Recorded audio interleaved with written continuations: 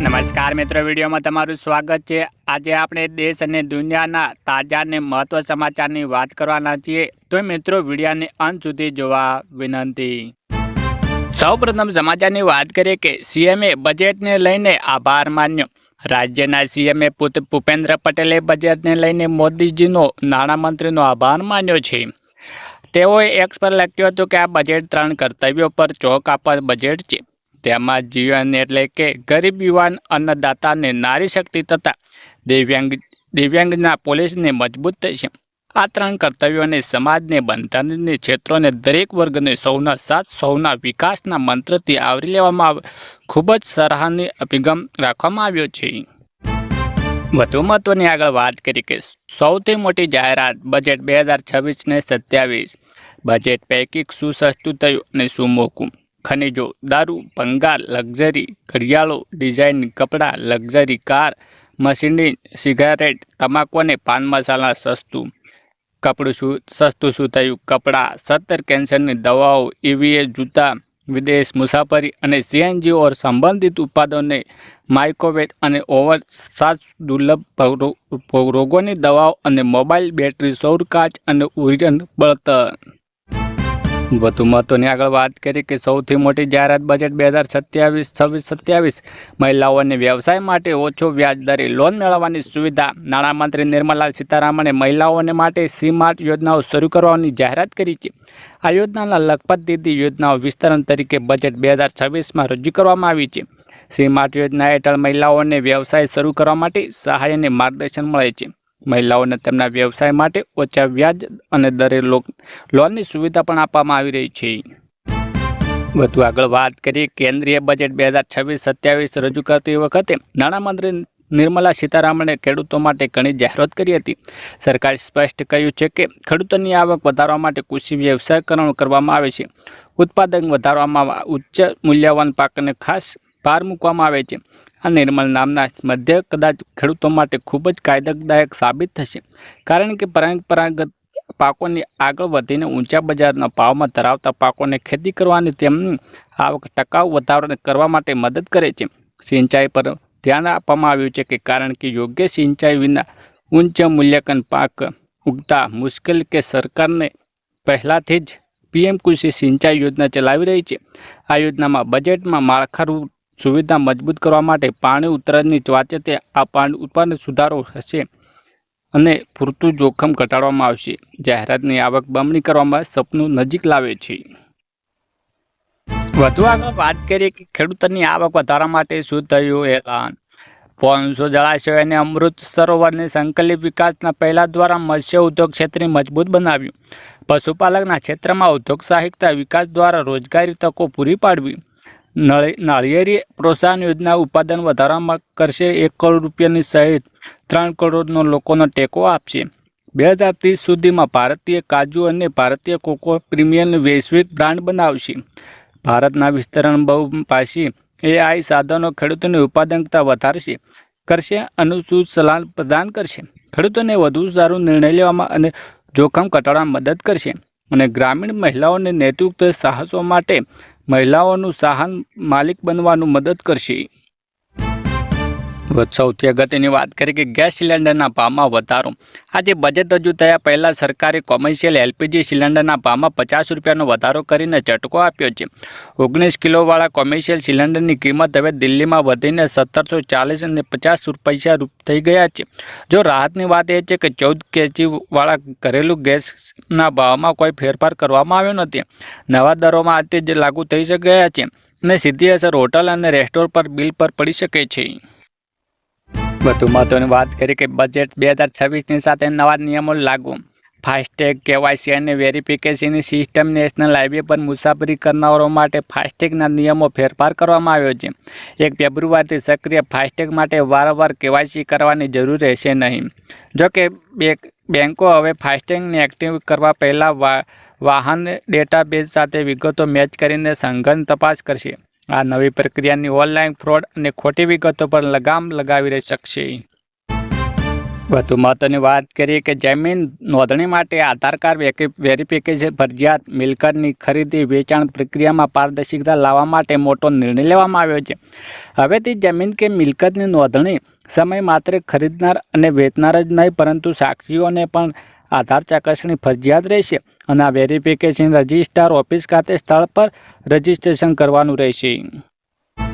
વધુ આગળ વાત કરીએ કે ફાસ્ટેગ વપરાશકારો માટે ફેરફારો. ચોથો ફેરફાર ફાસ્ટેગ વપરાશકર્તાઓને લાગુ પડે છે અને તેની સાથે સંકળાયેલા નિયમો પણ 1 ફેબ્રુઆરી 2026થી બદલાશે. National Highway Authority of India 1 ફેબ્રુઆરીથી કાર, જીપ અને વાન માટે ફાસ્ટેગ જારી કરવા માટે KYC ચકાસણી પ્રક્રિયા બંધ કરવાની જાહેરાત કરી છે, જે વપરાશકર્તાઓ માટે નોંધપાત્ર રાહત છે. આ નિયમ પર 1 ફેબ્રુઆરીથી અમલમાં આવશે. વધુ આગળ વાત કરીએ કે બેંકોમાં રજાઓ. જો તમારી પાસે આ મહિનો કોઈ તાત્કાલિક બેન્કિંગ કામ હોય તો ઘરેથી નીકળતા પહેલાં જ રજાઓની યાદી તપાસી લેવી. હકીકતમાં ભારતીય રિઝર્વ બેંક ઓફ વેબસાઇટ પર અપલોડ કરાયેલી યાદી અનુસાર 7 દિવસની સાપ્તાહિક રજા સહિત છત્રપતિ શિવાજી મહારાજ જયંતિ જેવા પ્રસંગો માટે આશરે 10 દિવસની રજાઓ જાહેર કરવામાં આવે છે. નોંધપાત્ર રીતે ફેબ્રુઆરીની શરૂઆત રજાઓ થઈ રહી છે. સૌથી અગત્યની વાત કરીએ કે ખેડૂતોને મળશે મોટી રાહત. કેન્દ્રીય બજેટ રજૂ થવાની નાણામંત્રી નિર્મલા સીતારમણે આજે લોકસભા નાણાકીય વર્ષ 2026-27નું બજેટ રજૂ કરશે. કેન્દ્ર સરકારના બજેટ પર ખેડૂતોની ખાસ નજર રહેલી છે. સતત વધી રહેલા ખર્ચ અને મોંઘવારીની વચ્ચે ખેડૂતોની સરકાર પાસે રાહતની આશા કરી રહી છે. ખેડૂતો સરકાર પાસે પ્રધાનમંત્રી કિસાન સન્માન નિધિ યોજના હેઠળ મળતી સહાયમાં વધવાની આશા કરી રહી છે. હાલ આ યોજનાને વાર્ષિક 6,000 રૂપિયાની સહાય મળે છે, પરંતુ વર્તમાન સમયમાં આ રકમ ખેડૂતોની ઓછી લાગી રહી છે. તેથી બજેટ આશા કરવામાં આવી રહી છે કે આ રકમ વધારીને 1 લાખ રૂપિયા કરવાની જાહેરાત કરી છે. વધુ આગળ વાત કરીએ કે યુરિયા ખાતર ખરીદવા માટે ફરજિયાત હશે ફાર્મર આઈડી. દેશભરમાં ખેડૂતો માટે ખાતર ખરીદવા અંગે મહત્વના સમાચાર આવ્યા છે. કેન્દ્ર સરકાર હવે યુરિયા સહિતના ખાતરો વેચાણને સંપૂર્ણ રીતે વ્યવસ્થિત પારદર્શિકા બનાવવા તરફ મોટું પગલું ભરાઈ રહ્યું છે. જે અંતર્ગત જો ખેડૂતો ભવિષ્ય ખાતરની ખરીદી કરી છે તો તેમની પાસે ડિજિટલ ફાર્મર આઈડી ફરજિયાત કરવામાં આવી રહી છે. આ એક યુનિટ આઈડી જેનો ઉપયોગ PM કિસાન યોજનાઓ સાથે સંબંધ સરકારી સ્કીમ માટે ફરજિયાત કરી છે. જણાવી દઈએ કે સરકારે આ નિર્ણય કેટલા માટે લીધો છે. ખાતર પર મળનારી સબસિડી લાભ વાસ્તવિક ખેડૂત સુધી પહોંચે અને કોઈ પણ ફ્રોડ કે પણ રોક લગાવી શકાય. વધુ આગળ વાત કરીએ કે વીમા વગર વાહન ચાલકો આપશે ત્યાં દંડ અને કડક સજાની જોગવાઈ. મોટર વાહન અધિનિયમ 2019ના સુધારા બાદ વીમા વગર વાહન ચલાવવા બદલ દંડની રકમ મોટો ફેરફાર કરવામાં આવ્યો છે. પહેલી વાર પકડાયા પર 2,000 રૂપિયાનો દંડ અને 3 મહિના સુધી કેદ. બીજી વાર પકડાયા પછી 4,000 રૂપિયાનો દંડ અને 3 મહિનાની જેલ સજા થઈ શકે છે. આ ઉપરાંત ટ્રાફિક પોલીસ તમારું ડ્રાઇવિંગ લાયસન્સ અને વાહન રજિસ્ટ્રેશન RC પણ સસ્પેન્ડ કરી શકે છે. વધુ આગળ વાત કરીએ કે ગુજરાત સરકારનો મહત્વનો નિર્ણય. ગુજરાત સરકારની પારદર્શિતા લાવવા આવક દાખલ અને રેશન કાર્ડ જેવી 20 હાઈ વોલ્યુમ સેવાઓ માટે આધાર વેરિફિકેશનની ફરજિયાત બનાવ્યું છે. આ નિર્ણયથી ભ્રષ્ટાચાર અટકશે અને ડુપ્લિકેટ દૂર થશે. નાગરિકો RTO અથવા ફિંગરપ્રિન્ટ દ્વારા પ્રમાણિત કરી શકશે. ડેટા સુરક્ષા માટે સ્માર્ટ આધારનો ઉપયોગ થશે. સરકારી પ્રક્રિયા ઝડપી બનશે. આ યોજનાને લાભ સીધા સાચા અને લાભાર્થીઓ સુધી પહોંચવામાં સરળતા રહેશે. વધુમાં આગળ વાત કરી કે બજેટ પહેલાં સોના ચાંદી ધડામ મોટો કડાકો. બજેટ રજૂ થયા પહેલાં તો સોના ચાંદીના ભાવમાં મોટું ધોવાણ થઈ રહ્યું છે. સ્પેશિયલ ટ્રેન્ડિંગ સ્પેસમાં સોનું 13,349 તૂટીને 1,38,996 પર પહોંચ્યું છે, જ્યારે ચાંદીમાં 26,273 રૂપિયાનો તોતિયો કડાકો નોંધાવા ભાવ 2,65,652 રૂપિયા થયો છે. કસ્ટમ ડ્યુટીના સંભવિત કાપતી અપેક્ષાને રોકાણકારો માટે ભારે વેચાણવાળી કરી છે. લગ્નસરાની સિઝન પૂર્વ કિંમત ધાતુઓને આવેલા 9% જેટલા ઘટાડવાની ગ્રાહકોને મોટી રાહત મળી છે. વધુ આગળ વાત કરી કે મેડિકલ અભ્યાસ 6 લાખ સહાય. મેડિકલ અભ્યાસ કરતી વિદ્યાર્થીઓને મુખ્યમંત્રી યુવા સ્વાવલંબન યોજના અંતર્ગત સહાય આપવામાં આવે છે. ધોરણ 12ના વિજ્ઞાન પ્રવાહમાં 80 કે તેથી વધુ પર્સન્ટાઇલ મેળવવા માટે MBBSમાં પ્રવેશ લેનાર કન્યાઓને પાત્ર ગણવામાં આવે છે. પરિવારની વાર્ષિક આવક 6 લાખ સુધી હોવી જરૂરી છે. પાત્ર વિદ્યાર્થીઓની ટ્યુશન ફીમાં 50% અને 2 લાખ તે કન્યાને કેળવણી નિધિમાંથી વધારાની 4 લાખ સહાય આપવામાં આવે છે. આ રીતે મેડિકલ અભ્યાસ કરતી દીકરીને 6 લાખ સુધીની સરકાર મદદ કરે છે. વધુ આગળ વાત કરી કે સૌથી મોટી જાહેરાત બજેટ 2026-27. બજેટ 2026 દીકરીઓની મોટી ભેટ. નાણામંત્રી મહિલા સશક્તિકરણ માટે દરેક જિલ્લાઓને એક ગર્લ્સ હોસ્ટેલ બનાવવાની જાહેરાત કરી છે. આર્થિક મોરચે વિકસિત ભારત માટે બેન્કિંગ સમિતિની રચના અને વિદેશ મુદ્રા નિયમોની સમીક્ષાનો પ્રસ્તાવ છે. પાવર સિસ્ટમમાં સુધારો માટે પીએફસી અને આરસીએફને પુરવઠો તેમજ કોર્પોરેટ બ્રોડ પર રિટર્ન સ્વેપ શરૂ કરવામાં આવી રહી છે. મોટા શહેરોમાં યુનિસ્પર્સ બ્રોડને પ્રોત્સાહન આપીને ઇન્ફ્રાસ્ટ્રક્ચર મજબૂત કરાવશે. વધુ વાત આગળ કરીએ કે ગુજરાતમાં કોને ટેકાના ભાવમાં ખરીદી માટે નોંધણી શરૂ. ગુજરાત સરકારે રવિ માર્કેટિંગ સિઝન 2026-27 માટે ઘઉંને ટેકાના ભાવમાં ખરીદી માટે નોંધણી પ્રક્રિયા શરૂ કરી દીધી છે. પ્રતિ ક્વિન્ટલ 2,585 રૂપિયાના ભાવે ઘઉંની સીધી ખરીદી કરવામાં આવશે. ટેકાના ભાવે ઘઉં વેચવા ઈચ્છતા ખેડૂતોને 1 માર્ચ 2026 સુધી સ્થાનિક ગ્રામ પંચાયત ખાતે વીસીઈ મારફતે ઓનલાઈન નોંધણી કરાવવાની ફરજિયાત છે. વધુ આગળ વાત કરીએ કે બજેટ 2026ની મોટી જાહેરાતો. 1. આત્મનિર્ભર માટે 2,000 કરોડની ફાળવણી. મહાત્મા ગાંધી હેન્ડ લોન યોજના શરૂ કરશે. મેગા ટેક્સટાઇલ પાર્ક ઊભા કરાશે. મહાત્મા ગાંધી ગ્રામ સ્વરાજ્ય શરૂ કરશે. 200 વારસાઓની કાયમ કલ્પનાની 1,000 વધુ ક્લિનિક સાઇન તૈયાર કરાશે. ટીચર 2 ની ટીચર 3 શહેર વિકાસ કરાશે. માળખાકીય સુવિધાઓ માટે 12.2 લાખ કરોડની વધુ ફાળવણી કરાવશે.